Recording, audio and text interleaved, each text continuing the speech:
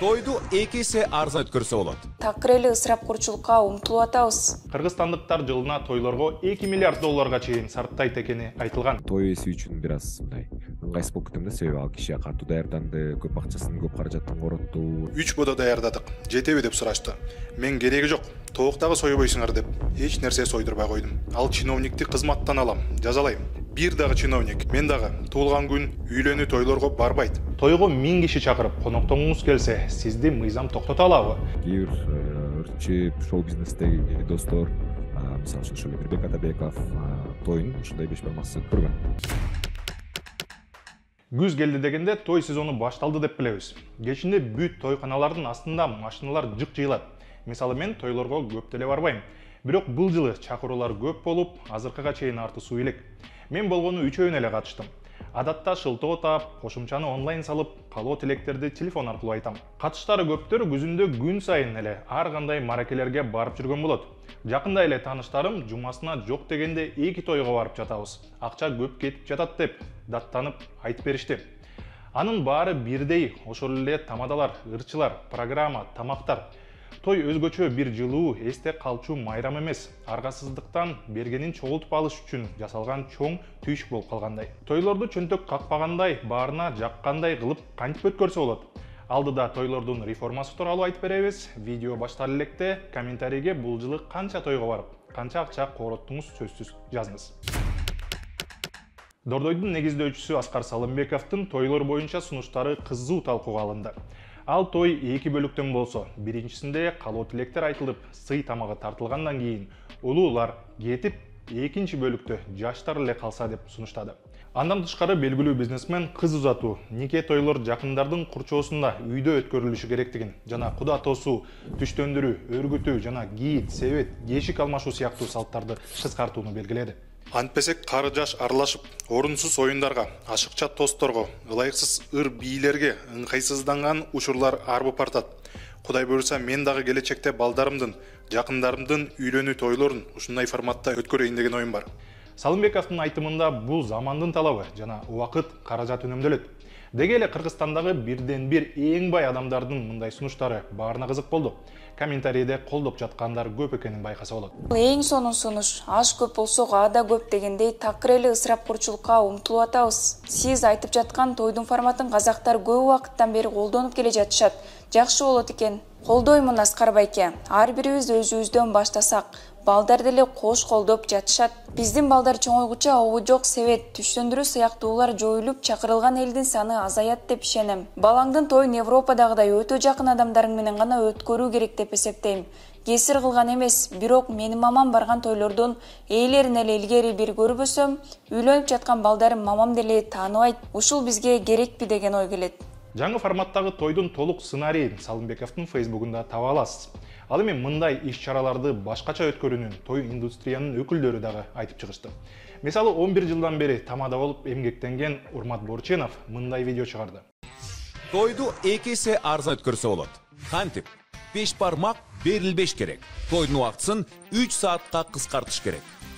Сый, уят, эл эмне дейт, ата-бабадан калган салт деп жата берген туурабы, же заманга жараша ашыгынан арылып, керектүүсүн калтырып, оптималдаштырып алган туурабы? Видеодо Борченов 5 бармак торт сыяктуу ашыкча чыгымдарды жоюп салууну сунуштап жатат. Анын айтымында мындай сценарий той ээлерине дагы, конокторго дагы ыңгайлуу болот. Бул видеодо дагы абдан көп комментарий чогулуп, көбүнчөсү колдоп жаткандай. Туура айтасың, ошондой кылыш керек дегендер арбын. Бирок биз Борченов менен байланышып сүйлөшкөндө, кардарлары тарабынан өзгөртүүгө эч кандай талап жок экенин айтып берди. Билекке каршы ошол биздики ошондой да, той боюнча талаптар жокко эсе биздики эл катары болсо эле, ошол эле ырчылар, ошол эле тамада, ошол эле тойканада өтө берсе деле ошого деле макул да. Болбосо ал тамада байкесинин юбилейин алып барган, өткөн жылы агасынын жентек тоюн алып барган, эми өзү үйлөнүп атса, ошол кишини эле ошол сценарий, ошол программасы менен чакыра берет да. Ошол эле акчаны төлөнгө даяр. Борченов тойдон тажаган, тойго аргасыздыктан келип жүргөн адамдарды дагы көрөм деп айтып берди. Көп учурда эртерээк бүтүр деп айтышат да. Анан кийин музыканы акырыныраак кой дейт. Анын баарына бирдей жага албайсың. Анын албетте тойдо мындай чарчаган, Анан кийин тажаган конокторду байкайм. Тойго чарчап келишет. Анан көп учурда той башталганга чейин эле учурашканы качан бүтүрөсүң дешет да. Апей мен той ээси үчүн бир аз мындай ыңгайсыз болуп кетем да, себеби ал киши катуу даярданды, көп акчасын, көп каражатын коротту, элдин баарын чакырды. Ошончолук эле келе албаса, келгиси келбесе, келбей эле коюп, кошумчасын эмбандтан которуп койсо деле болот эле да. Анан элди кыйнап, өзүн кыйнап эмне келди деп ойлойсуң да. Себеби айла жок, келиш керек, уят. Себеби ага да убагында барган. Бирок эми азыр шарты жок болуп атса, мүмкүнчүлүгү жок болуп атса, каалоосу жок болуп атса, эмне үчүн өзүн кыйнап келет, мен билбейм да ошого. Түшүнбөйм да.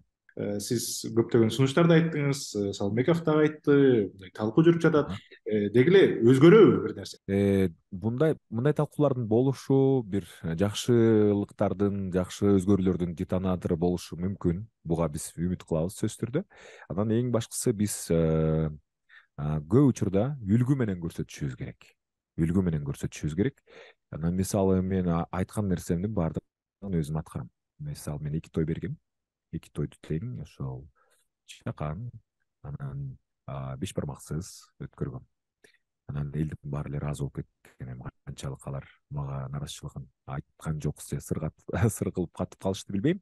Бирок баары эле мактап жактап, сон болот турбайбы деп эле айтышкан. Анан кийин менин үлгүмдү алып, кээ бир ырчып шоу-бизнестеги достор, мисалы үчүн ошол Эмирбек Атабеков тоюн ушундай 5 бармаксыз өткөргөн.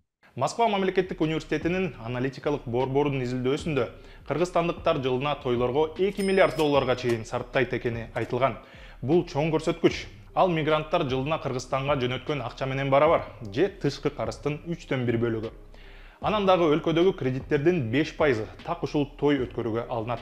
Ошон үчүн тойлорго байланыштуу чыгымдар коомдогу бирден бир маанилүү көйгөй экенин министр, депутат, активисттер көптөн бери айтып келет. Чектөөлөрдү киргизүүнү сунуштап жатышат. Ага атайын мыйзамдар президенттин жарлыгы да чыккан. Мисалы, акыркылардан президент Садыр Жапаров 2022 жылы өлүм чыккан жерде мал союуга тыюу салган жарлыкка кол койгон. Президент ошондо өзүнөн мисал келтирген. Өзүмдүн башыман өткөн бир мисалды айта кетейин. 2019 жылы дастан каза болгондо айылдан бир тууганым чалып, 3 бодо даярдадык. Жетеби деп сурашты. Мен кереги жок, тооктагы сойбойсуңар деп эч нерсе сойдурбай койдум. Бул жарлыкка кол коюлгандан кийин Тажияда чоң бодо мал союлбай калган жок. Аны өзүңөр деле билесиңер. Бардыгы мурдагыдай эле өтүп жатат.